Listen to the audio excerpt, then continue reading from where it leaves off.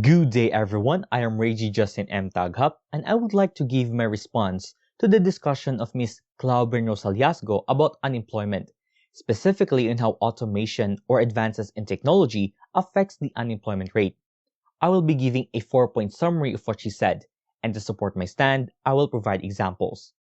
First of all, what I like about her discussion is that she started by defining the subject matter, which is the unemployment rate.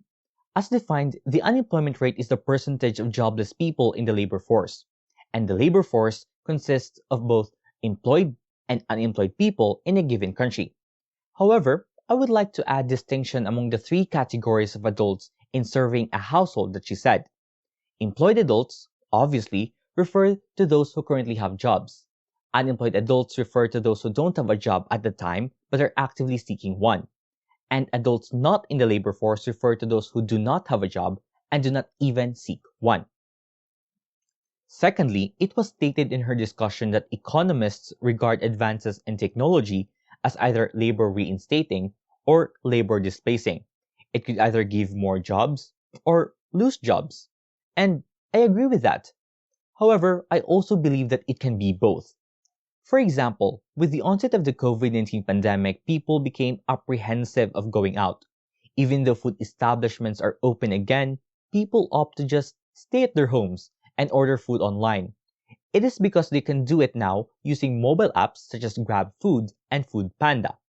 With using those automated apps, they can order food across different places more conveniently. As a result, lesser people physically go to restaurants. And this creates a lesser demand for waiters or servers since most services happen virtually. With this, some workers lose their job.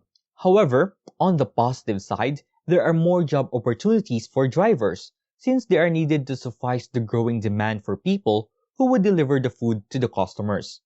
Also, people who specialize in software design or coding are employed to maintain and improve GrabFood and Foodpanda apps, and even to create similar apps. Thirdly, Ms. Aliasgo also tackled how automation affects wages.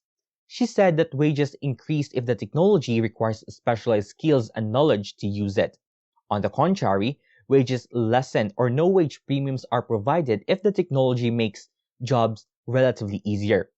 Workers with extra talents and skills became less valued because of the advances in technology. And I couldn't agree more to this. It actually happened to pilots. Pilots have higher wages because they have specialized skills and knowledge in flying an airplane. In the past, they could even demand more if they choose to fly during nighttime. It is because it requires extra skills and temperament. However, with the further advances in technology, the risks associated with night flying diminished. Consequently, pilots nowadays who fly at night earn no more than those who fly during the day. Lastly, what I agree with the most amongst everything Ms. Aliasgo explained is that automation does not mean complete expulsion of humans in the labor force. One of the recurrent qualms of people is that they think that robots are coming, that they are going to take all the jobs, and there is going to be nothing left for people to do. And I believe that is nothing but a misconception and over-exaggeration. Although we could say that automation decreases the number of people working in a particular job, it could still create new job opportunities, only requiring other skill sets. Technology, like humans, has also its limits. Humans are still needed to build, use, and maintain new technologies. So, here is when the transformation of labor happens. The demand for human labor shifts to the things that technology is unable to perform. People don't need to do the work that can be automated anymore, and only focus on doing other things to increase overall productivity. We are now in the digital age, and people are increasingly becoming adept at technology. So, why not capitalize on those newfound skills at our advantage? By cultivating them, we could possibly even solve problems surpassing the economic ones.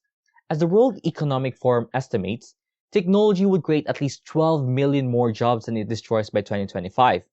Although automation creates short-term impacts in unemployment, it can still potentially bring down the unemployment rate in the long run. Nevertheless, just like what Ms. Aliasgo mentioned, we should always apply caution. We never know if our pursuit of progress will bring us new and even more complex problems. Succinctly, I have no issues regarding the discussion of Ms. Aliasco. I believe that she definitely explained the concepts very well. And with that, I would like to commend her for a job well done. That would be all. Thank you.